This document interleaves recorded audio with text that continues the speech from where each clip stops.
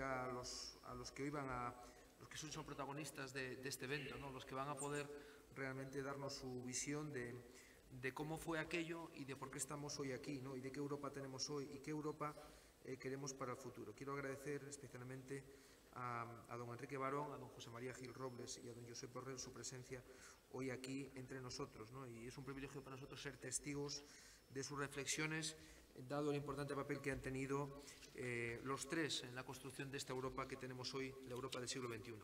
Gracias también al Ministerio de Asuntos Exteriores por apoyarnos en este evento.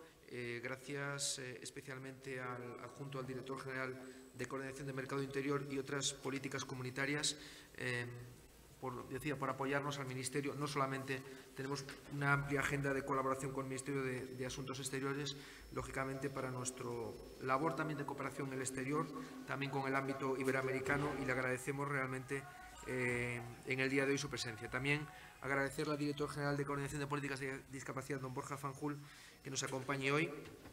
Y, en definitiva, pues a todos los que queréis en este acto, que yo creo que es un lujo poder compartir estas reflexiones.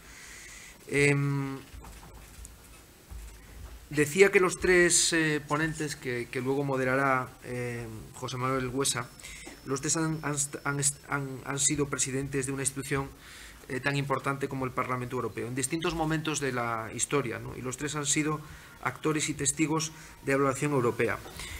Don Enrique Barón tuvo la oportunidad, coincidió su periodo de mandato con el comienzo de los fondos estructurales para España, con el comienzo de ese programa de apoyo que tan importantes consecuencias ha tenido en la construcción de lo que tenemos hoy como país, ¿no? Y que no siempre tenemos tan presentes. Ahí quiero recordar especialmente la asignación de fondos europeos para el mundo de la discapacidad, que es algo que a nosotros nos toca de lleno, y esta es la prueba de nuestra alianza, con la que llevamos ya 14 años de nuestra alianza con el Fondo Social Europeo, que ha permitido que 70.000 personas con discapacidad, el 45% de ellas mujeres, hayan obtenido un empleo desde el año 2000. En el periodo del señor don José María Gil Robles se firmó el Tratado de Ámsterdam en 1987, que entró en vigor en el 97, que entró en vigor en el 99. Y tenemos que destacar en esa etapa también muy activa el reconocerse por primera vez en su artículo 13 la prohibición de todo tipo de discriminación, entre ellas la condición de discapacidad. En el periodo de don José Borrell, como presidente del Parlamento Europeo, se designa el 2007 como Año Europeo de Igualdad de Oportunidades para Personas con Discapacidad, año certamen muy relevante para nosotros. También se aprobó el reglamento del Fondo Social Europeo, reglamento que ha estado vigente hasta el 2013 y que nosotros conocemos bien porque era parte de nuestro contexto de funcionamiento. Hace 60 años parecía imposible levantar una Europa con una única voz. Veníamos de guerras, de supremacías, de tensiones políticas, pero también de importantes desigualdades sociales, fruto de las cuales había ciudadanos de primera, de segunda y, si me lo permiten ustedes, incluso hasta de tercera división, en la medida en que no disfrutaban de los mínimos derechos para poder considerarse ciudadanos. Este era en muchos casos la situación de las personas con discapacidad. Los más discriminados de entre los discriminados, los parias de los parias. Cuando la situación era difícil en general, cuando la situación se dificulta en general, hay un 10% de la población para lo cual lo difícil se convierte en imposible. El acceso a la educación, al empleo, a la libertad de movimientos, a los servicios sociales, a los servicios públicos en general, era un sueño que muchos consideraban inalcanzable.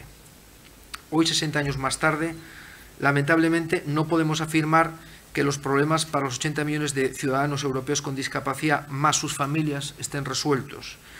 Todavía son muchas las barreras que enfrentamos cada día, pero es cierto que un niño con discapacidad que nace en el siglo XXI tiene ante él un horizonte más esperanzador, mucho más esperanzador que el que tenía una persona con discapacidad con minusvalía, lisiados, retrasados, decíamos en esos momentos, hace 60 años. Son muchos los logros conseguidos en favor de las personas con discapacidad. muchos de ellos fundamentados en el importante trabajo de las instituciones europeas y de las personas que, ocupando altísimas responsabilidades, como las presentes hoy aquí, han sabido ver en Europa una herramienta para la construcción de un espacio de derechos. Siempre, y esta es la clave del éxito, en colaboración con la sociedad civil representativa de los diferentes colectivos, en este caso con la sociedad civil de representantes de las personas con discapacidad. Especialmente en Europa es el European Disability Forum, el Foro Europeo de las Personas con Discapacidad. El Fondo Social Europeo también cumple 60 años, siendo para las personas con discapacidad un instrumento de inclusión y cohesión socialmente imprescindible. La Fundación ONCE, gestora de proyectos financiados por el Fondo Social Europeo desde hace 15 años y fruto de este apoyo económico, ha ayudado a la empleabilidad, a la mejora de las condiciones de vida de 240.000 personas con discapacidad, que se han beneficiado en España de nuestras actuaciones de formación y de mejora de la empleabilidad. Los jóvenes con discapacidad pueden ya cursar sus estudios en otro país europeo gracias al programa Erasmus y Erasmus+. Podemos desplazarnos libremente por el espacio europeo. Incluso podemos trabajar en otros países. Tenemos voz y presencia en una Europa que mira con satisfacción al pasado por lo conseguido, pero con preocupación y esperanza al futuro por todas las inquietudes y también posibilidades que tenemos. Los fondos europeos también han contribuido a cambiar el paisaje de nuestros pueblos y ciudades, contribuyendo a la eliminación de muchas de las barreras arquitectónicas que recluían a las personas con discapacidad incluso en sus hogares. Han servido, en nuestro caso, y gracias al instrumento de paternariado público-privado entre el Fondo Social Europeo, las Administraciones Públicas Españolas y Fundación ONCE, para que España sea el país con más ciudades europeas reconocidas como ciudades europeas accesibles. En esta Europa de todos y para todos, que consiguió incluso que el Premio Nobel de la Paz en el año 2010, en que las personas con discapacidad queremos estar, que consiguió el Premio de la Paz, y tenemos que conseguir que las personas con discapacidad tengan voz y voto. El Comité Español de Representantes de Personas con Discapacidad ha sido galardonado este año con el Premio Ciudadano Europeo, otorgado por el Parlamento Europeo. Y el año pasado, la ONCE y su fundación tuvieron también el honor de recoger este importante reconocimiento. Este galardón, que reconoce el compromiso y la disposición de la discapacidad en España para trabajar por una Europa más social y más igualitaria. Gracias de nuevo a todos los presentes que nos acompañan en el día de hoy.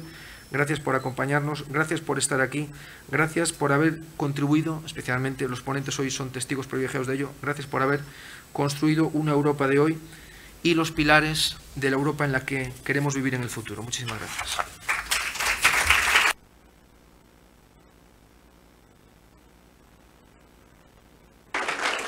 Bueno, muchas gracias, Alberto. Yo solo dos cuestiones antes de empezar a que intervengan los ponentes. Una que, bueno, como todo esto se transmite ahora por redes sociales, hay un hashtag que es 60 años de Europa, por si alguien quiere moverse en Twitter o en Facebook. Y una segunda cuestión es que a la entrada habrán visto ustedes un cómic que se llama Transeuropeo, Caminos de Inclusión, que también, bueno, va incluido en este paquete de Hablemos de Europa, de utilizar, bueno, de manera metafórica el tren para hablar de una inclusión social de todo tipo de personas, ¿no? Y al final hay una frase que dice, ¿y de dónde dices que es esa chica? Francesa, se pregunta uno, y dice, no, francesa no, es europea, mamá, es europea. Bueno, pues de los europeos vamos a hablar y en primer lugar le voy a dar la palabra, como decía, a los ponentes para que tengan una breve introducción de unos aproximadamente, bueno, pues 5 minutos más o menos cada uno para que nos digan, bueno, pues cuando hablamos de los 60 años, estos 60 años de la firma del Tratado de Roma, ¿qué primera impresión les viene a la cabeza? Y sobre todo yo añadiría la presencia española, ¿no? El Tratado de Adhesión se firmó en el año 85, aunque el ingreso fue efectivo el año 86, pero ¿qué primera impresión le viene a usted, señor Barón, cuando hablamos de Europa y hablamos de este aniversario? Bueno, en primer lugar, yo agradecer a la Fundación ONCE su hospitalidad. Yo he tenido mucho contacto con la ONCE en toda mi singladura europea, porque la ONCE es muy activa en Europa. Tuve ocasión de comentárselo al vicepresidente Durán cuando le dimos el Premio Ciudadano Europeo a la ONCE el año pasado y bueno, y seguimos. Y además le dije una cosa también, que que para mí fue una sorpresa, esa declaración de la ONCE con motivo de la aprobación de la Carta de Derechos Fundamentales de la Unión Europea, que conseguimos que pasara a ser vinculante en el Tratado de Lisboa después de muchas batallas, y es que por primera vez, lo comentábamos, los discapacitados son ciudadanos y ciudadanas de pleno derecho de la Unión Europea. Y yo creo que ese es algo que marca verdaderamente un cambio fundamental en nuestras sociedades, no solamente en el caso español, que yo creo que es de los que más interés suscita. Y a partir de ahí, contesto a la pregunta en concreto. Bueno, ¿cuál es la impresión de estos 60 años de historia europea? Es decir, ¿cómo celebramos el cumpleaños del Tratado de Roma? Pues yo creo que se ha hecho de una manera positiva en Roma en marzo de este año. ¿Por qué? Pues porque hace 60 años los europeos no lo tenían muy claro lo que querían hacer en una situación de Guerra Fría y en una situación de depresión que llevó pues a que en un momento, y eso es muy europeo, hubiera un pequeño grupo de gente que dijeron, bueno, pues aquí lo que hay que hacer después del fracaso de la Comunidad Europea de Defensa es ir a lo que se llamó entonces el mercado común. Y hay un dato que es muy expresivo del valor del impulso europeo, y es que cuando se firmó el Tratado de Roma, eso no se cuenta, lo único que se firmó fue la primera página, porque no estaba ni traducido. Eso en derecho internacional, los que sepan derecho internacional, significa que es un tratado nulo absolutamente, de raíz. Bueno, pues han pasado 60 años y no solamente está funcionando. Hemos hecho un montón de tratados para tratar de mejorarlo. Hemos pasado de 6 socios a 28, y es de esperar que el Brexit no está acabado. A lo mejor también están en pleno debate y a lo mejor reflexionan sobre las consecuencias, entre otras, por ejemplo, las consecuencias sobre los ciudadanos británicos de perder derechos que tienen como ciudadanos europeos. Ese es un dato interesante. Bien, yo creo que, por lo tanto, se puede decir que después de muchos debates y sobre todo de mucha autoflagelación, que los europeos somos especialistas en eso, pues la verdad es que hemos pasado de 6 a 28 en este momento. Hay lista de espera. Tenemos no solamente ya un mercado común, que ahora es el mercado interior, sino que tenemos la ciudadanía europea que conseguimos integrar en el Tratado de Maastricht, además de una moneda que es la segunda moneda de reserva del mundo y que nos protege. Bueno, pues tendremos muchos problemas, pero la verdad es que desde el punto de vista del cambio en la historia de Europa, eso es muy relevante. Ha recordado el vicepresidente Durán que nos dieron el Premio Nobel de la Paz, entre otras razones, porque estamos viviendo el periodo más largo de paz los europeos desde el final del Imperio Romano, que se dice pronto. Bien, entonces yo creo que esa es la primera cuestión. Me ha preguntado por la impresión como español. Yo, desde que tuve uso de razón política, hay 2 cosas que han dominado todo mi compromiso, y yo creo que es algo extensivo a mis 2 amigos y compañeros.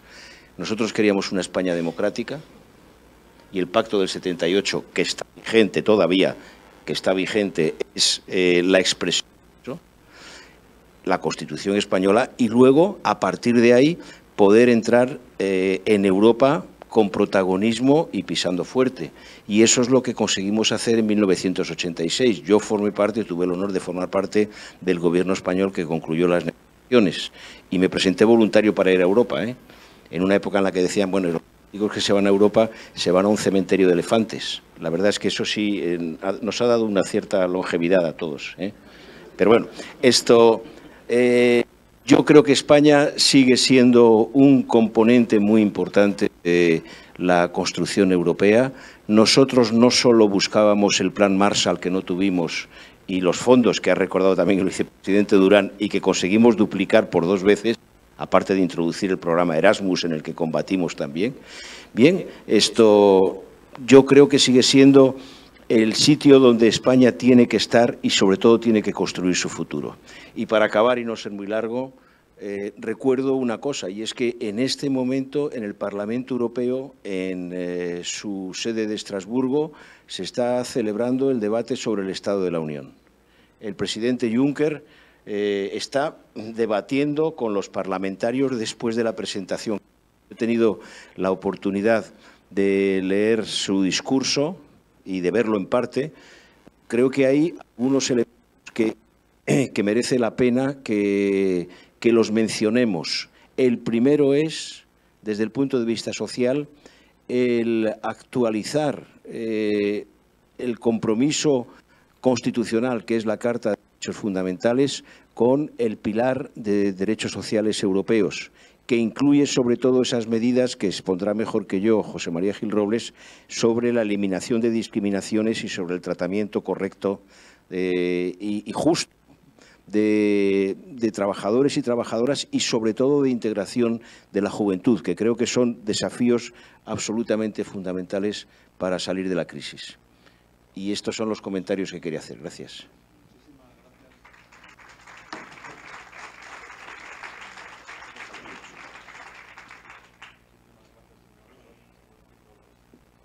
Muchas gracias. Lo primero, adherirme a las palabras de agradecimiento de Enrique, a la ONCE por haber organizado este acto y a Servimedia por su colaboración imprescindible. Hoy es un día importante porque se está discutiendo el Estado de la Unión, una unión que nació no hace 60 años, como decimos, en realidad hace 67, con la declaración del 9 de mayo de 1950. ¿Y por qué lo digo? Pues lo digo por una sencilla razón, porque el Parlamento Europeo, en el documento de 2 de febrero de este año, cuando plantea medidas para el futuro de la Unión, lo primero que hace es recordar que estos son pasos hacia una unión federal que estaba prevista en ese documento de 9 de mayo de 1950. Es decir, la Unión Europea nunca ha engañado el término de su viaje.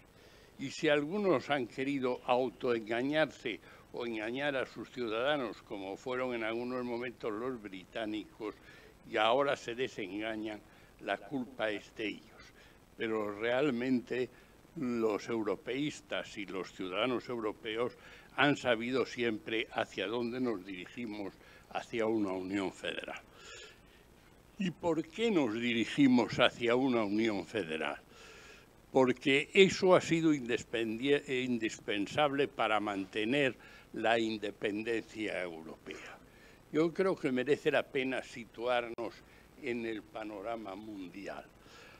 Hace ya bastantes años leí un libro que no es muy citado, pero que ya en 1972 circulaba en los Estados Unidos y describía ese panorama en los siguientes términos. En un mundo de división del poder, los Estados Unidos están embarcados en un proceso sistemático de retirada. Y una retirada ordenada y bien llevada ha sido siempre estimada como la maniobra más difícil de ejecutar. La cuestión central de la política exterior y militar americana es, en consecuencia, hasta dónde y con qué rapidez puede Estados Unidos reducir su papel en la escena mundial sin poner en riesgo el movimiento hacia una paz estable y su propia seguridad. Bien, nosotros en 1950 dependíamos de un Estados Unidos que era la potencia dominante mundial y nos había salvado la Segunda Guerra Mundial. Hoy nos afrontamos a la necesidad de vivir en un mundo multipolar en el que Estados Unidos está retirándose. Y además en estos momentos presidido por un zafio que lo está haciendo muy mal. Y por tanto es más urgente todavía que sepamos mantener nuestra independencia. Y eso ha sido posible gracias a la Unión Europea. Sin estos 60 años de Unión Europea no habríamos tenido la posibilidad de la independencia de la Unión Europea. Y ahí hubo una decisión fundamental de la que nosotros fuimos testigos, Enrique y yo, en primera línea, que fue la decisión primero de Giscard Schmidt y después la final de Mitterrand y Kohl de adoptar el euro. Es decir, en el momento histórico en que Alemania se reunificaba, hubo que tomar una decisión difícil, que fue convencer a los alemanes de que había que sustituir la Europa que navegaba hacia una Europa del marco alemán por una Europa del euro, que fuese una moneda de todos. Y gracias a eso hemos podido superar, mejor o peor, la crisis de la que estamos más o menos saliendo, y gracias a eso hemos podido mantener nuestra independencia en un mundo multipolar. No nos equivoquemos. El euro es, por una parte, un marco que impone restricciones y dificultades, porque los alemanes no cedieron su moneda gratis, la cedieron a cambio de seguir las mismas reglas que ellos habían establecido para su moneda. Pero el euro nos ha permitido ser esa Europa independiente que existe en un mundo multipolar, y sin ello nosotros nos iríamos desagregando y desapareciendo. Naturalmente queda mucho por hacer en esta Europa que tenemos. Yo voy a ser muy rápido. Creo que básicamente hay que terminar la unión económica y bancaria que existe. Hay que completarla, esto lo ha dicho el Parlamento Europeo en su documento de marzo de este año, con un pacto social que perfeccione el modelo de economía social de mercado, sin el cual este tampoco durará mucho, y este pacto social ninguno sabemos todavía cómo se tiene que hacer, pero tenemos que inventarlo porque si no nos irá muy mal. Tiene que acabar de perfeccionar la Carta de Derechos Fundamentales, y esto quiere decir ponerlos en práctica mucho más, porque la Carta no está mal, pero ponerla en práctica falta todavía un rato largo, y falta por hacer a Europa un ente capaz de mantener una política exterior de paz y seguridad en el conjunto mundial. Y esto es un programa de trabajo sustancial para los próximos 15 o 20 o 30 años, o los que sean, para los que nos sucedan, pero en ese mundo multipolar y difícil es un trabajo importante, y yo espero que España, como ha estado en los últimos 30 años, esté en primera línea trabajando en ese camino. Un aplauso también, por favor.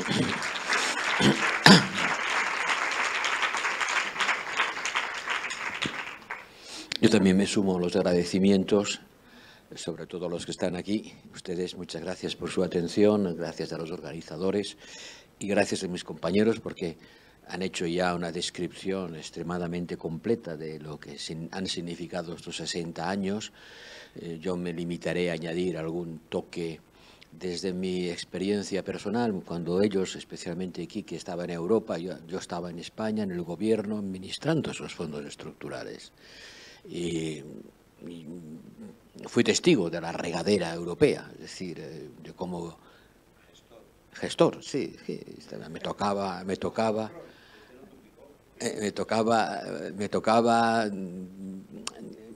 invertir, y fueron años gloriosos para la inversión pública en España, ¿no? Y España estaba sembrada de carteles que ponía FEDER, ¿no? FEDER, FEDER, FEDER, en todas partes había FEDER. Yo creo que nunca como entonces cambió la piel de este país, y cambió gracias a la pertenencia a Europa y a las ayudas que recibimos. Yo recuerdo un día que inaugurando una carretera no sé a dónde, invité a uno de los presentes a cortar la cinta y había un gran cartel que ponía FEDER y me dijo, este señor FEDER debe tener mucho dinero. Y dije, Dije, sí, en efecto, el señor Feder tenía mucho dinero, ¿no? Y ya no hay carteles de Feder, porque bueno, no hay tantos, porque gracias a Dios, entre otras cosas, nuestros niveles de renta han subido y quizá en el futuro tendremos que prepararnos a ser un país que ya no recibe, sino que aporta, y esto está en la lógica de las cosas. Sin embargo, no voy a repetir lo que han dicho muy bien mis compañeros sobre lo que ha significado geopolíticamente la Unión Europea, estos 60 años de paz. Si el premio nos lo dan por haber practicado la paz, nos lo merecemos, porque la hemos practicado de una forma consistente y permanente, rompiendo nuestras viejas habitudes de degollarnos los unos a los otros cada rato, ¿no? O sea, 60 años de paz en el continente europeo es realmente una excepcionalidad histórica que se debe a este compromiso que habéis descrito. Probablemente cuando Yugoslavia explotó, si la Unión Europea no hubiera existido, hubiera habido razones objetivas para que las grandes potencias hubieran vuelto cada uno por su lado al juego de a ver quién manda más, y a lo mejor se hubieran enzarzado también en los conflictos balcánicos, y tantas ocasiones en las que hubieran tenido la oportunidad de volver a las viejas rencillas. Es un salto histórico que probablemente no valoramos bastante. Yo creo que la juventud no lo valora suficientemente. Mi experiencia como profesor de universidad, que he dejado ya de serlo porque, como habéis dicho, pues el tiempo pasa y ya no voy a volver a las aulas este curso, pero mi experiencia como profesor de universidad de los últimos años es que la juventud española y seguramente la europea en general no valora suficientemente lo que representa la construcción de la paz en Europa. Porque ninguno de ellos tiene en su imaginario que pueda ser enviado a una trinchera con una bayoneta para matar a su compañero de Erasmus del curso pasado. O sea, esto es algo que ha desaparecido del imaginario colectivo, ¿no? Es algo, y cuando nos dices Europa es la paz, dicen, como el anuncio de café, ¿no? What else? O sea, y por supuesto es la paz. ¿Qué otra cosa? ¿Qué usted imagina la guerra? ¿Qué usted imagina otra línea Maginot? Y cuando yo les digo, pues, miren, no hay nada tan fácil como soplar sobre las cenizas de un fuego que se creía apagado para volver a provocar un incendio. Y en Yugoslavia tuvimos un ejemplo de eso, ¿no? Cómo de repente los vecinos se convierten en enemigos mortales que se exterminan por razones étnico-religiosas o identitarias, ¿no? Las tendencias centrífugas están ahí y desgraciadamente en España nosotros estamos viviendo ahora también otra, para la cual la Unión Europea pues es también un marco de estabilidad y de referencia. Para nosotros, sin duda, Europa fue una hada buena. No solamente nos dio credibilidad internacional, con el euro tuvimos un aluvión de capitales a bajo coste y sin riesgo de devaluación, que eso naturalmente es un buen cuadro para que el inversor acuda, ¿no? No solamente nos dio muchas subvenciones y ayudas, que eso quizá fue lo de menos, lo que nos dio fue una credibilidad en los mercados financieros. La peseta ya no se iba a devaluar regularmente, como solía hacer. Arropó nuestra democracia, se nos reconoció y se nos integró en un mundo al que siempre habíamos querido pertenecer, ¿no? Europa era una hada buena. ¿Cómo no ser europeo? Ya lo éramos antes de eso, ya queríamos serlo, pero cuando lo fuimos, naturalmente lo que recibimos nos animó todavía más a serlo, porque estábamos construyendo algo extraordinario de lo que formábamos parte y además sacábamos ventaja. Pero si me permitís que eche un vistazo al futuro, que también eso es importante, probablemente para la joven generación de los españoles Europa ha dejado de ser una hada buena para pasar a ser una madrastra que impone disciplinas. Impone disciplinas y no siempre efectivas. Y cuando a mis estudiantes les digo que los 30 años que hemos estado en la Unión Europea han sido los mejores años de nuestra historia moderna desde la batalla de Trafalgar, Aquí la batalla de Trafalgar no es una gran referencia, pero en Europa sí, ¿no? Cuando citas la batalla de Trafalgar en Europa la gente se ríe, porque sí, ellos saben muy bien que fue el momento en que España perdió la flota y dejó de ser la gran potencia imperial, ¿no? Pues Trafalgar Square, por algo, algo lo tienen así, con el amigo Nelson arriba, ¿no? Es cuando dices que desde la batalla de Trafalgar hasta ahora han sido los 30 mejores años de nuestra historia moderna, el 86 ya vamos por 31, pues no están tan convencidos. No están tan convencidos. Tienen como los mejores, pero claro, porque ellos, nuestra juventud, lo que tienen en la memoria son los años de crisis. 2009 en adelante es cuando han tenido percepción de la vida y de la política. Y naturalmente no han sido los mejores años. De estos 30 no han sido los mejores años. Han sido años de crisis, han sido años de disciplinas, ¿no? Y Europa parece como una institución que te dice, oye, tienes que gastar menos, tienes que pagar más, tienes que vigilar cómo son tus pensiones, tienes que flexibilizar el mercado de trabajo. Con razón o sin ella, esa percepción ha cambiado. Y ese es el reto que tenemos por delante los europeístas, ¿no? Hacer ver que esas disciplinas no son la imposición de una madrastra malvada, como son las de los cuentos, sino que es una necesidad para coexistir juntos en un marco de obligaciones que hemos voluntariamente aceptado, y que romper ese marco, como algunos proponen, y salirnos por la tangente, es un salto en el vacío que tendría unos costes incalculables. Por lo tanto, hoy quizás sea más necesario que nunca ser europeísta, porque han emergido fuerzas antieuropeístas que no existían cuando nosotros empezamos la aventura europea. No solamente en España, en muchos otros países.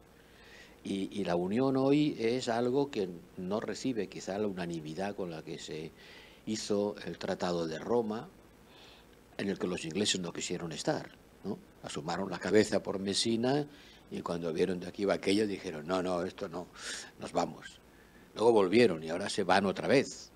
Y afortunadamente no ha habido ninguna clase de contagio, al contrario, creo que eso va a aumentar la unidad y la cohesión del resto de los países, porque nos hemos hecho más conscientes de que eso es una pieza de porcelana que se puede romper y que hay que tratar con cuidado y con mimo. Por lo tanto, nosotros, los veteranos, los que hemos estado en el proceso, vosotros más que yo, pero los que hemos ido forjando lo que Europa es hoy, quizá tenemos una nueva obligación, que es hacer entender a las jóvenes generaciones y a las nuevas formaciones políticas lo que significa la Europa y lo que implicaría que esa aventura no continuara y no siguiera aportando elementos positivos a nuestra vida, ¿no? Es cierto que hay problemas, pero no sabemos cómo hubiera sido la historia sin el euro. ¿Cómo hubiera sido? Las tormentas monetarias de los años 90, si se hubieran reproducido fuera del euro, ¿cómo nos hubiera capeado la peseta? Pues francamente nadie lo sabe, pero no hubiera sido fácil flotar en ese mundo de inestabilidad que el euro nos ha ahorrado. Ya sé que hacer contrafactuales es difícil y nadie está interesado en saber cómo hubiera sido la historia si las cosas hubieran sido de otra manera, pero sí debiéramos hacer un esfuerzo para intentar que lo que queda por hacer, que es mucho, aporte a Europa la dimensión social que sin duda no tiene suficientemente desarrollada, para que los ciudadanos vuelvan a ver en la Unión Europea un motor de progreso compartido y duradero, y no solamente una fuente de disciplinas que para muchos jóvenes de hoy ha sido, por desgracia, la imagen que han podido tener en su vivencia personal, de su experiencia personal en los últimos años. Y eso es importante que lo consigamos entre todos, los veteranos y los menos veteranos. Muchas gracias.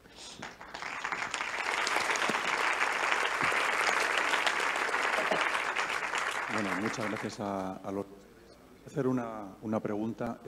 Han mencionado el tema de los jóvenes y yo quería avanzar. Hemos hablado de los 60 años del Tratado de Roma, pero vamos a pensar un poco también en el futuro, que han mencionado ustedes en sus intervenciones. En ese futuro, el señor Barón hablaba del Brexit. Bueno, está en duda si se van o no se van, pero bueno, parece que van encaminados a que se vayan. Y les quería preguntar por el papel de España, ¿no? La figura de España, ¿cómo puede quedar esa España en la Unión Europea donde puede tener un papel predominante con la presunta salida del Reino Unido, que puede quedar como tercer o cuarto país de Europa junto con Alemania, Francia e Italia, que ya de hecho parece que lo está haciendo, y sobre todo cómo puede España fomentar esta Europa social desde un punto de vista más mediterráneo, esta Europa social que estamos aquí en esta casa de la Fundación 11 y sobre todo más pensando en las personas. ¿Cómo se puede evolucionar y cuál puede ser el papel de España en los próximos años, señor Barón, por ejemplo? Pues yo creo que en nuestras intervenciones hay algo en común y es que nosotros, viniendo o formando parte de familias políticas diferentes, sí entramos en Europa, y recuerdo que la negociación la inició el gobierno de UCD y la concluyó el gobierno socialista. Son cuestiones en las que estábamos absolutamente de acuerdo en que queríamos entrar. Y creo que entramos con una ambición y un protagonismo que se ha mantenido hasta un cierto momento en el que yo creo que hay un proceso de una cierta involución. Incluso a mí me llama la atención una cosa, y es que cuando se habla, por ejemplo, en este momento de la defensa del euro, que es algo absolutamente necesario y que es uno de los núcleos fundamentales de la Unión, hay una especie de coletilla que es, bueno, esto lo tienen que hacer los franceses y los alemanes y los importantes, y nosotros nos rebajamos. Yo creo que eso hay que combatirlo muy seriamente. Percibo que después de un periodo en el que ha habido una ola yo diría, de pesimismo y de involución, ahora mismo hay una cierta recuperación que yo creo que hay que mantener. Es decir, nosotros, en primer lugar, somos un país más importante de lo que nos creemos, y de lo que solemos decir. Y luego, por muchas razones, no solamente porque somos una de las 4 economías fundamentales del euro, sino además también por nuestra dimensión incluso mundial, que hace que seamos, por ejemplo, que estemos presentes en las cumbres del G20 sin que se plantee si estamos en la frontera o no. También nuestra dimensión internacional. Yo creo que todo eso justifica y exige una mayor ambición política. Si yo tuviera que hacer alguna crítica a mi país, también a mi gobierno, porque es el gobierno que tenemos actualmente, pero al país en su conjunto, es que estamos bastante o demasiado ensimismados en nuestros problemas, que tendemos a acrecentarlos y, sobre todo, que no tenemos, o en este momento no tenemos, la tensión y la exigencia que nos llevó a incorporarnos con ambición y con protagonismo en la construcción europea. Sí, yo coincido básicamente con Enrique. Creo que nuestra participación en Europa ha tenido altibajos, ha sido muy activa en el tiempo, en los gobiernos de Felipe González y en el primer gobierno Aznar. Luego el segundo gobierno Aznar fue más anglófilo y menos participativo en el terreno europeo. Los gobiernos Zapatero, por la crítica situación económica, tuvieron muy poca influencia, y el gobierno actual intenta y está haciendo esfuerzos, sobre todo en el segundo mandato, por aprovechar la mejor situación económica y la salida de Gran Bretaña para tener una participación más activa. Pero tener una participación activa en Europa exige que todo el país se recupere y esté mejor. Es decir, ahí tanto vales cuanto tienes. Y no se puede decir que vamos a jugar una participación muy activa si por otro lado tenemos que estar pidiendo. Es decir, hay que hacer un esfuerzo importante de cohesión nacional, y digo cohesión no solo social, sino territorial, para poder pesar lo que deberíamos pesar. Y creo que Enrique Barón ha puesto el acento en que lo que no podemos hacer los miembros de la Unión Europea es sit and wait a que Macron y Merkel se pongan de acuerdo. O sea, es decir, bueno, perdón, he dicho Merkel ya anticipando un resultado electoral que no hubiera debido, ¿no? Y que Macron y el quien sea canciller de Alemania después de las próximas elecciones se pongan de acuerdo. Y los demás, pues una vez que se pongan de acuerdo los jefes, nos adaptaremos a lo que ellos decidan. Creo que eso es algo que los grandes países de la Unión, entre los que estamos, no deberían hacer.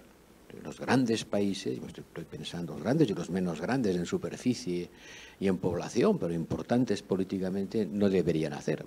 Vamos a ver lo que decide el eje franco-alemán y cuando hayan decidido, pues ya sabremos lo que tenemos que hacer disciplinadamente, ¿no? Pero claro, como eso, primero hay que estar en condiciones de hacerlo y en segundo lugar hay que querer hacerlo.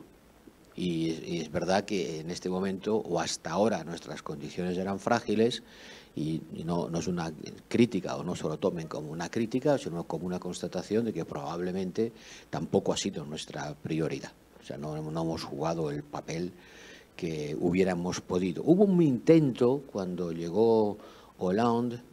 Yo recuerdo, yo estaba entonces por Italia, hubo un intento en el verano del 2011-2012 de que Italia, Francia y España podían inflexionar la política que imponía Merkel. Hubo un intento, hubo una cumbre en la que incluso se llegaron a unos acuerdos de los que luego se desdijeron, ¿no? Bueno, cuando llegaron a sus capitales, de eso que hablamos realmente ni hablar, ¿no?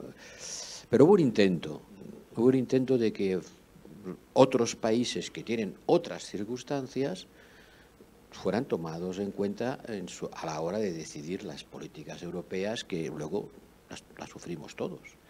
Es verdad que España, desde los años de la crisis, con el gobierno Zapatero, tampoco es una crítica, sino una constatación, fue el alumno predilecto de la señora Merkel. O sea, hicimos todo lo que nos dijeron, probablemente porque no había más remedio, pero vamos, seguimos al pie de la letra, incluso haciendo de la necesidad virtud toda una serie de preceptos que venían a romper con las líneas de política económica anteriores.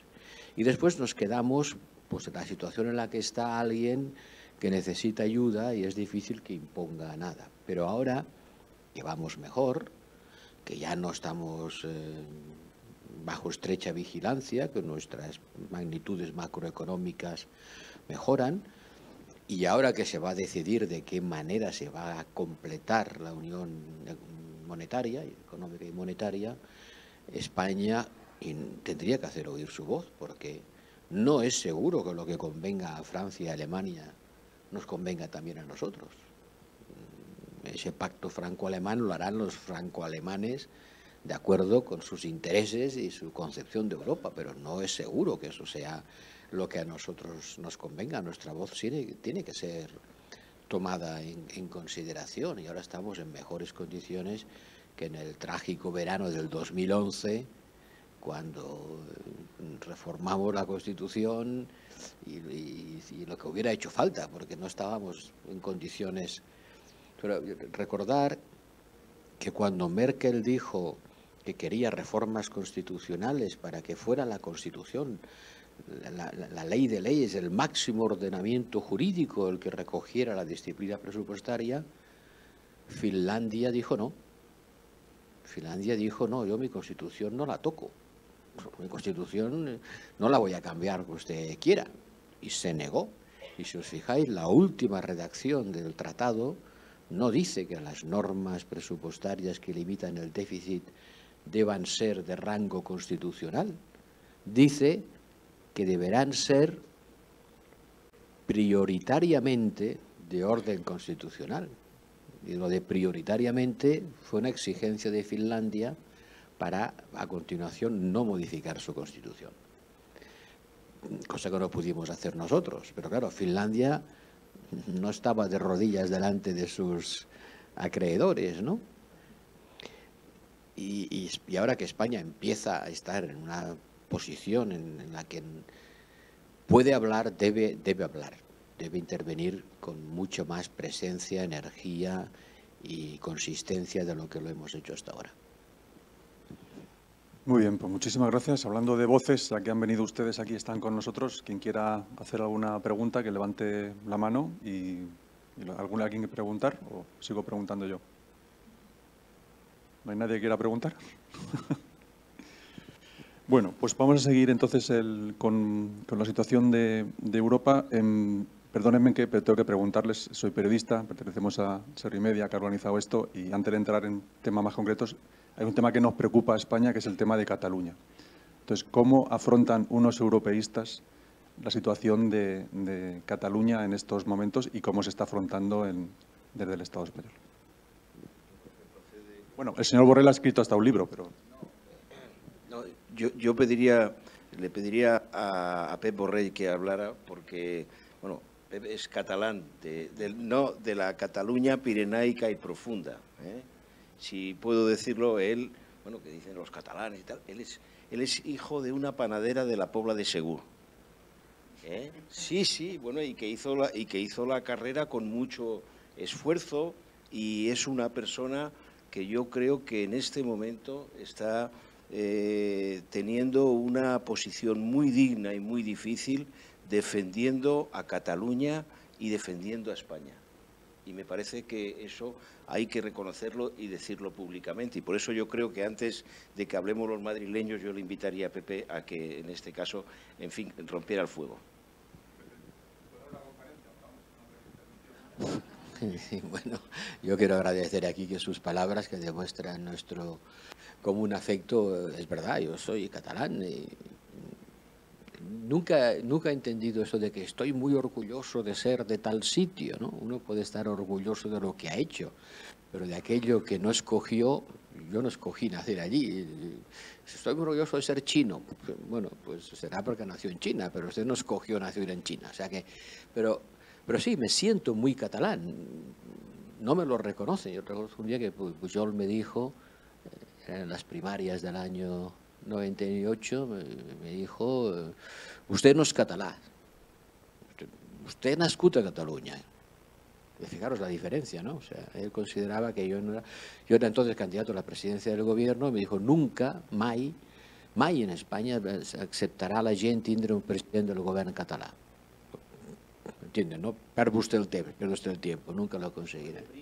Sí, exactamente, pero vamos, yo no era general y entonces yo no era general, afortunadamente para mí, porque no querría acabar como prim, ¿no? Pero en fin, y la idea de Pujol era, bueno, potser vostè sí, quizá usted sí, porque usted no es catalán, ¿usted quién es para decir quién es catalán o quién no es catalán? Pero eso perdura, Quique, porque el otro día un conseller de la Generalitat dijo, los que no estáis de acuerdo con el referéndum no sois ciudadanos. Bueno, o sea, se dicen cosas muy fuertes y muy duras, ¿no? O sea, los que no estáis de acuerdo no sois ciudadanos, sois simplemente súbditos. Bueno, que esto lo diga un descerebrado de los muchos que hay por la vida, pero en fin, que lo diga un conseller en el ejercicio de sus funciones, demuestra la gravedad del asunto. Europa para eso también es un elemento de referencia. Creo que la pertenencia a Europa es por sí misma un condicionante que se debería tomar en cuenta, pero desgraciadamente a mis conciudadanos catalanes el discurso que se les hace y que no se contradice suficientemente es no pasa nada, la Cataluña independiente seguiría siendo parte de la Unión Europea porque somos contribuyentes netos, porque somos europeos. Junqueras, antes de ayer, en un conocido programa de televisión, lo volvió a repetir, sin que, por desgracia, nuestros periodistas parece que se sepan la lección y le contradigan, ¿no? O sea, ¿cuántas veces hay que recordarles que 3 presidentes de Comisión Europea, 3, uno tras otro, Monti, Barroso y actual... perdón, me he equivocado, Monti no fue, Prodi, Barroso y el actual Juncker, 3 presidentes de comisión y últimamente un presidente de Parlamento, han dicho con todas las letras en comunicación oficial al Parlamento Europeo, un nuevo Estado independiente tiene que pedir la admisión y esta tiene que ser aceptada por unanimidad. Y mientras esto no ocurra, dejan de aplicarse inmediatamente los tratados en el territorio de dicho Estado. Si es que no se puede decir más claro y con más contundencia. Pero es inaudito, o sea, siguen diciendo que no os preocupeu que això ho arreglarem. Esto ya lo arreglaremos. ¿Lo arreglaremos? ¿Cómo lo arreglaremos? No, porque se supone que el señor Romeva tiene un predicamento tal en Bruselas que pasará por encima de los tratados y todo el mundo estará... Hemos llegado a unos extremos de alucine colectivo realmente preocupantes, pero lo más preocupante es que esto cala y la gente se lo cree. Y la gente, yo, en mis conversaciones con mis tal, això dic que no és veritat, no és veritat. Nosaltres continuarem sent membres de la Unión Europea. Pero, hombre, si acaban de deciros que cualquier violación del orden constitucional español es una violación del orden comunitario, pero ¿cómo queréis que os digan? Bueno, això ho diuen perquè ho tenen que dir, no? Però després ja ho arreglarem. Y no hay manera, y no hay manera. Y eso forma parte de la cultura política que Trump representa también, ¿no? Eso de decir, ya sé que me está usted mintiendo, pero a pesar de todo estoy de acuerdo con usted. Que es lo que está pasando en Cataluña. Puede que me engañen, pero a pesar de todo yo estoy de acuerdo con este engaño. Y eso nos ha colocado en una situación francamente muy complicada, que no me atrevo a hacer predicciones, pero que se va a complicar todavía más el día 1, donde vamos a asistir vamos quizá a pasar de la violencia verbal a la violencia física. Y para eso Europa es tan importante. Yo creo que las entidades europeas deberían decir lo que ya han dicho, pero volverlo a decir sin ninguna clase de tibieza ni ambigüedad. Pues todas las afirmaciones desde Europa serán de mucha utilidad, porque aunque los irreductibles sigan diciendo, bueno, això ja ho veurem o ja ho arreglarem, todavía queda gente con sentido común, en los que les puede afectar lo que Europa significa para Cataluña, lo que Europa significa para España. No es tiempo de levantar fronteras nuevas, ¿no? Europa es precisamente lo contrario. Puede jugar un gran papel. No han dicho, como se dicen las cosas en Europa, con tibieza y con templanza, con contundencia en su contenido, pero con mucha moderación en las formas. Creo que llegará un momento en que Europa tendrá que ser más contundente todavía, porque el independentismo radical catalán juega a crear una situación de violencia, una situación de conflicto abierto, esperando que ese conflicto obligue internacionalmente a intervenir, y a intervenir desde una cierta equidistancia entre las partes en conflicto. Su argumento es que si la plaza de Cataluña se convierte en la Plaza Tahrir, Europa tendrá que intervenir y tendrá que intervenir como interviene la Cruz Roja, es decir, poniendo paz.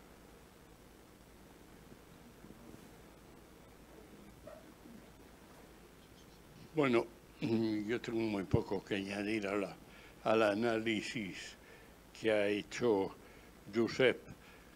A mí la situación de Cataluña, lo primero que tengo que decir es que me causa mucho sufrimiento. Tengo muchos buenos amigos catalanes de la época de Deusto y de la época de milicias, y realmente pienso lo que estarán pasando en este momento, y realmente pues me causa sufrimiento.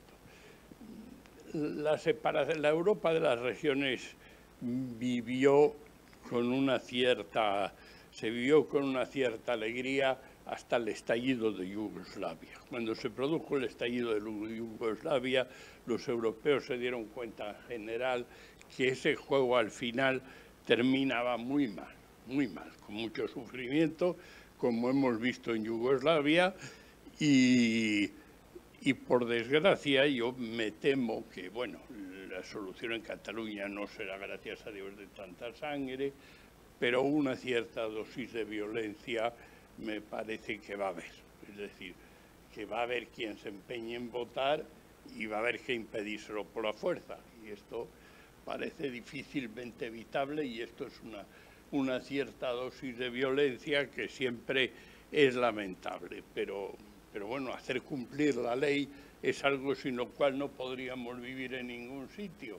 Nosotros nos hemos dado una Constitución que los primeros que votaron son el pueblo de Cataluña, que votó un estatut por una mayoría importante, y esos hay que hacerlos cumplir de cualquier manera, y la primera que va a hacerlos cumplir es la Policía Autonómica Catalana. Yo ahí no tengo duda ninguna, y será lo importante. Mi esperanza es que siempre que se ha llegado a una situación de esas, al final los catalanes han recuperado el sentido común, y la inmensa mayoría se ha echado para atrás, aunque siempre ha habido unos cuantos que han forzado la situación de violencia.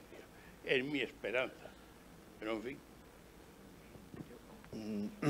Bueno, en primer lugar, en relación con Yugoslavia, a mí me tocó, durante mi presidencia del Parlamento Europeo, 1989, caída del muro, 1992, el comienzo de la implosión de Yugoslavia. El argumento que había en aquel momento, hicimos todo lo posible con todos los parlamentos de la Federación Yugoslava, intentos de todo tipo y demás. Y el argumento que había era: España es el buen ejemplo de un país que ha sabido resolver contenciosos históricos a través de un proceso constituyente y de una transición, y Yugoslavia es el mal ejemplo.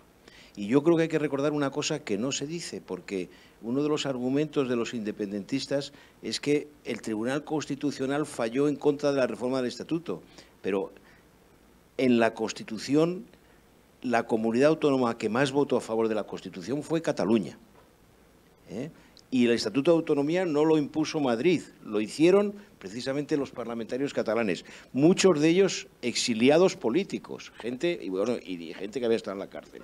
Es decir que, bueno, esto también hay que tenerlo presente. Y luego una cosa que a mí me ha impresionado mucho, y es que en la manifestación de la Diada, que no ha sido la Diada de todos los catalanes, bueno, a mí me ha chocado mucho ver una quema de banderas, que ya no es la quema de la bandera española o romper la foto del rey, sino que se quemó la bandera española, la francesa y la europea, por parte de las juventudes de un grupo, bueno, de un pequeño grupo radical, que es el que está mandando en Cataluña, porque tú dices que pero los que echan a más no ha sido Madrid, el que ha echado al presidente de la Generalitat ha sido la CUP, que además, bueno, pues sistemáticamente va más allá.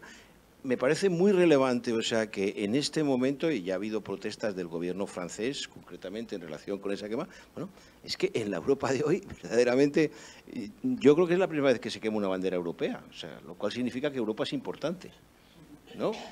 Pero es que se quema ya no solamente la española, también la francesa y la europea.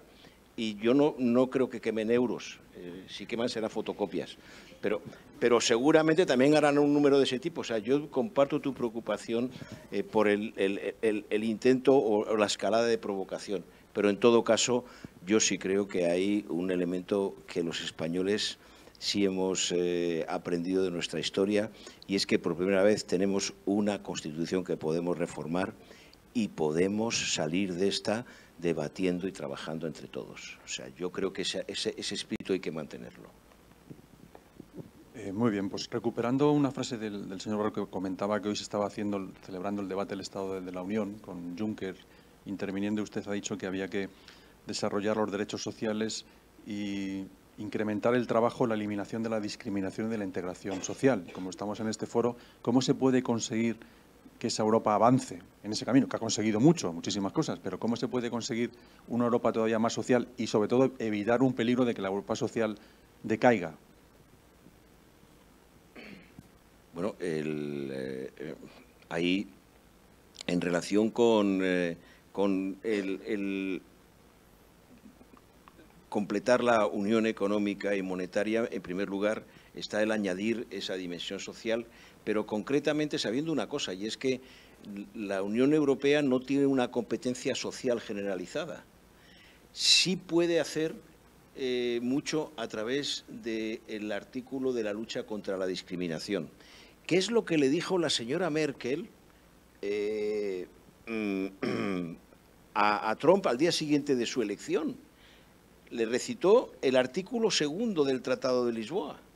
Le dijo, oiga, nosotros estamos dispuestos a seguir trabajando con ustedes, esto que tú comentabas antes, el cambio radical de los Estados Unidos o de la actual presidencia, si ustedes mantienen no solamente los principios de democracia que compartimos, el respeto a las minorías y sobre todo la lucha contra las discriminaciones por razón de género o de sexo, por razón de religión, por razón de raza, bueno, y por razón también de algo que ha hecho que haya muchas europeas y muchos europeos que no sean iguales, que eso es el eliminar las barreras que supone el que los discapacitados no puedan acceder a la plena ciudadanía.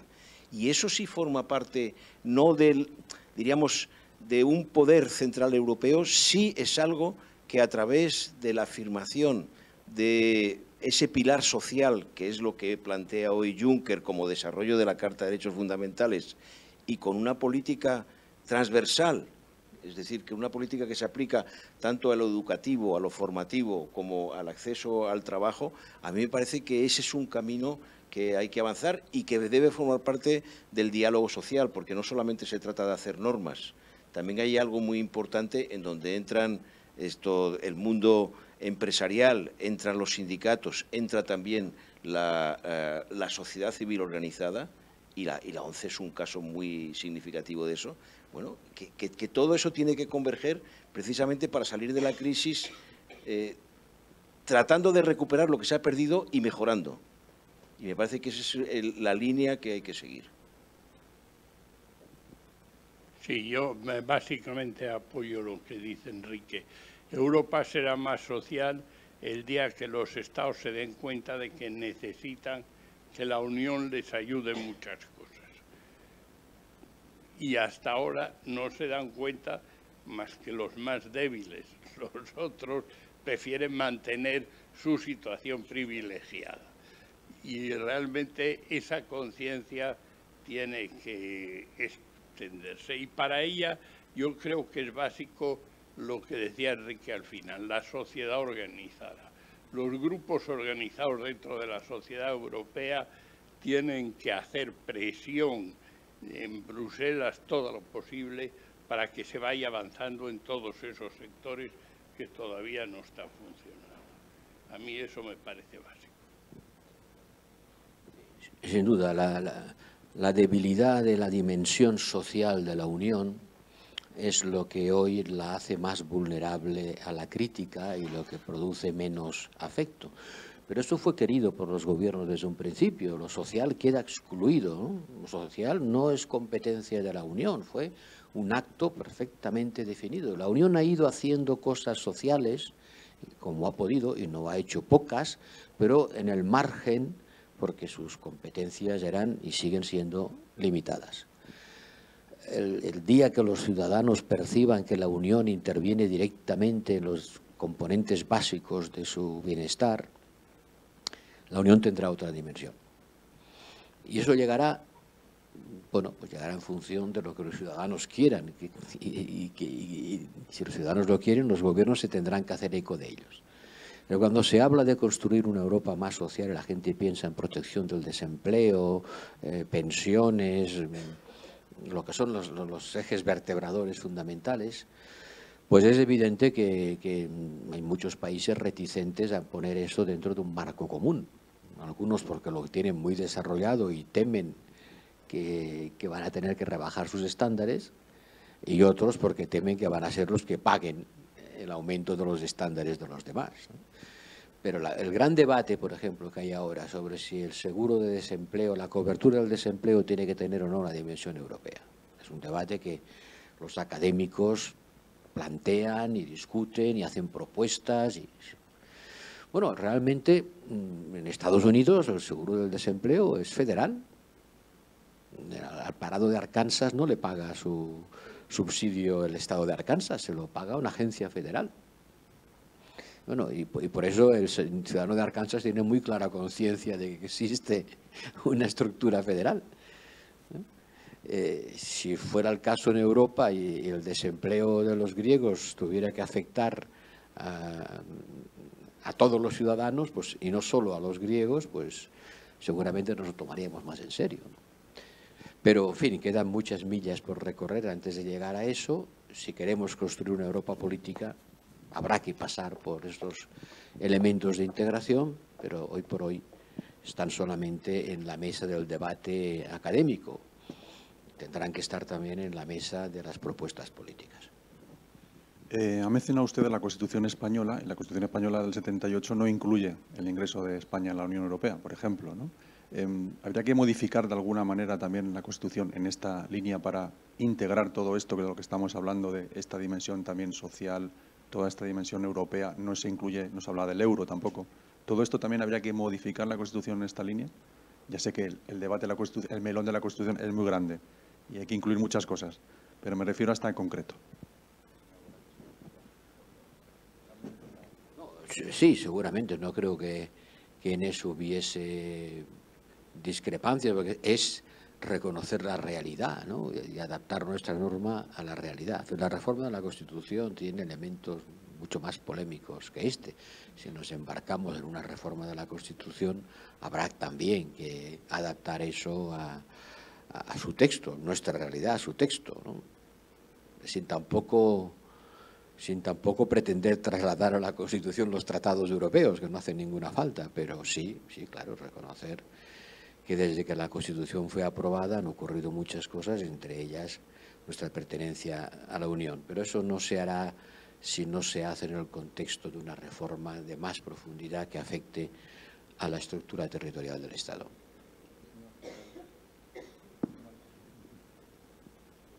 Sí, en eso de la reforma de la Constitución hay varias paradojas. Una es que efectivamente no menciona la unidad europea, pero las dos únicas veces que se ha cambiado ha sido por exigencias europeas, las dos únicas.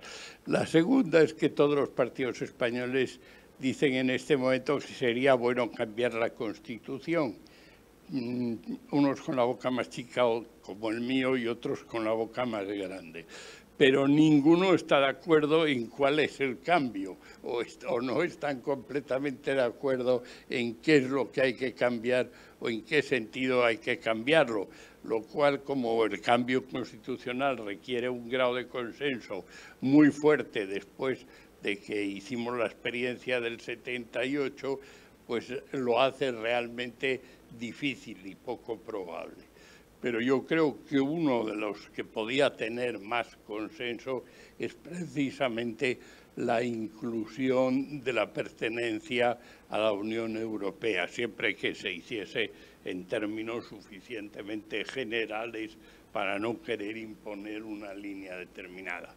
Habrá esta vez resistencias, a diferencia del 78, hay en España un porcentaje de españoles entre el 15 y el 20% que son abiertamente desconfiados de Europa, por decirlo de alguna manera, sino contrarios. Pero incluso así habría una mayoría constitucional para incluir una referencia a la Unión Europea siempre que fuese ponderada y en términos prudentes.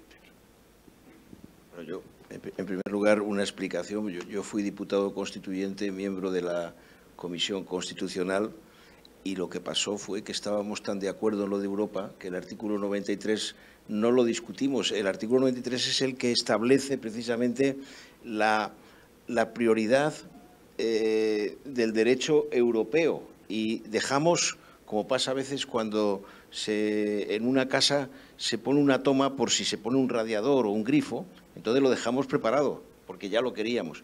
Lo que no hicimos fue lo que hicieron los alemanes, que en el 48, cuando hicieron la ley fundamental, porque no hicieron constitución, porque faltaba una parte de Alemania,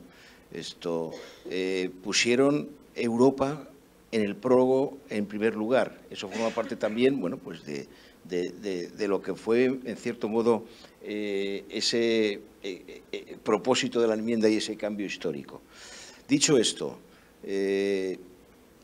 yo creo que es absolutamente pertinente y necesario incluir la mención a Europa. No es una opinión personal. El Gobierno Zapatero encargó al Consejo de Estado, que es el órgano máximo consultivo en España, encargó un dictamen con varias propuestas de reforma de la Constitución. Yo pienso, desde luego, y estoy a favor de la reforma de la Constitución, porque, entre otras cosas, como yo fui diputado constituyente, sé dónde puede ser mejorable, y una parte de la Constitución, por ejemplo, el título 8º, concretamente, es que ya la mitad de los artículos no están en vigor por una razón, porque ¿quién hablaba de preautonomías en España? Y tuvimos que ponerlo, porque es que no había autonomías. Veníamos de un Estado centralizado. Entonces, a mí me parece muy puesto en razón, en vez de andar todo el día con enfrentamientos, haciendo trabajar al Tribunal Constitucional, con todo resolviéndolo vía decreto y tal, me parece que el Parlamento pues tiene que hacer su función, y por eso yo apoyo que haya pues una ponencia. Creo que debe estar en la Comisión Constitucional, por dignidad incluso del país y del Parlamento. Y si hace falta un índice, el dictamen del Consejo de Estado. Se puede mejorar y ampliar, pero, por ejemplo, en el tema europeo es absolutamente fundamental.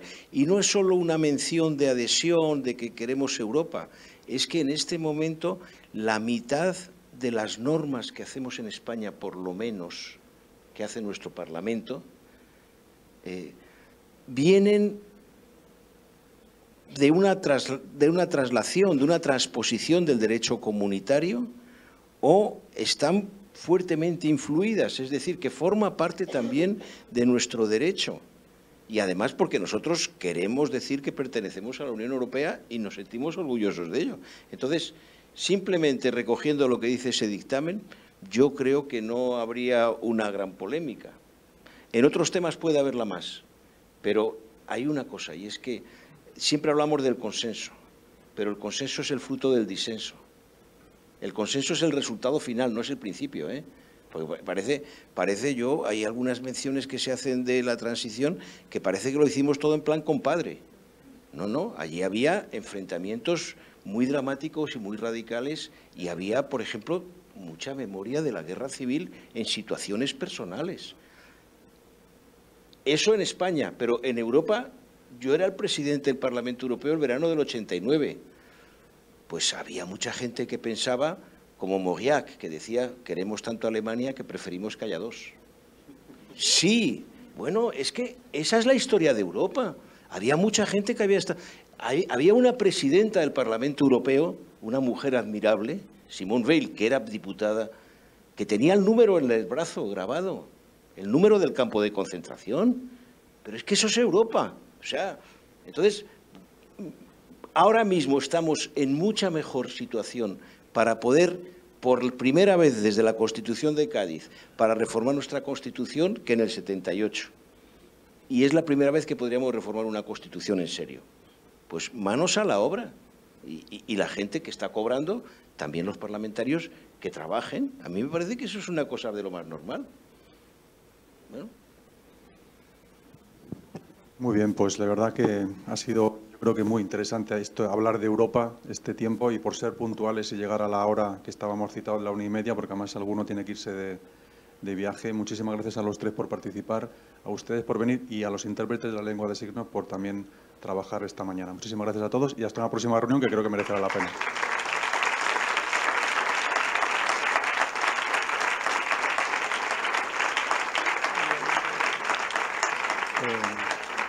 Me dicen que hará quien quiera y pueda, hay un vino español que pueda aquí a la salida y lo pueden tomar ustedes y compartir un rato.